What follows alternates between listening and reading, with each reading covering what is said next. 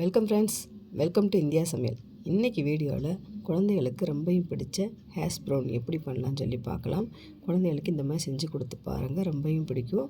நம்ம சேனலில் போடுற வீடியோ உங்களுக்கு பிடிச்சிருந்துச்சுன்னா சப்ஸ்கிரைப் பண்ணி வச்சுக்கோங்க. அப்போ தான் நான் போடுற ஒவ்வொரு வீடியோ நோட்டிஃபிகேஷனில் வரும். நான் 1/2 கிலோ அளவுக்கு உருளைக்கிழங்கு நல்லா தோல் நீக்கிட்டு இந்த மாதிரி எடுத்து வச்சுருக்கேன். உருளைக்கிழங்கு இந்த மாதிரி சீவி எடுத்து வச்சுக்கோங்க.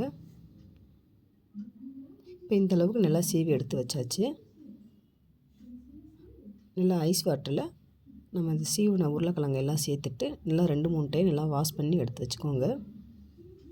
இப்போ இந்தளவுக்கு நல்லா வாஷ் பண்ணி எடுத்து வச்சாச்சு. நல்லா கையில் தண்ணி இல்லாமல் நல்லா பிழிஞ்சு எடுத்து வச்சுக்கோங்க.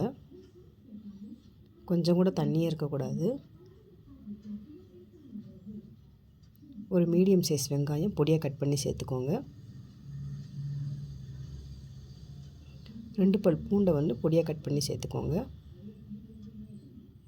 மைதா மாவு 4 டீஸ்பூன் அளவுக்கு சேர்த்துக்கோங்க.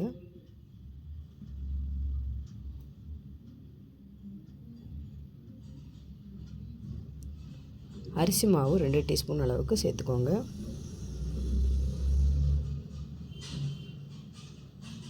மிளகுத்தூள் 1/2 டீஸ்பூன் அளவுக்கு,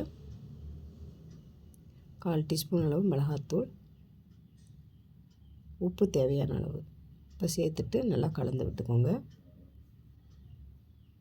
மாவு பத்தலைன்னா கொஞ்சமாக சேர்த்துக்கோங்க, இதுவே கரெக்டாக தான் இருக்கும். இப்போ இந்த அளவுக்கு நல்லா பிணைஞ்சாச்சு. இப்போ கொஞ்சமாக இந்த மாதிரி எடுத்துக்கோங்க. இப்போ கையால் இந்த மாதிரி ரெக்டாங்கிள் ஷேப்புக்கு எடுத்து வச்சுக்கோங்க. இப்போ கொஞ்சமாக எண்ணெய் ஆட் பண்ணிக்கிறலாம். நீங்கள் டீப் ஃப்ரை பண்ணணுனாலும் பண்ணிக்கோங்க. இது சேலோ ஃப்ரை பண்ண போகிறோம்.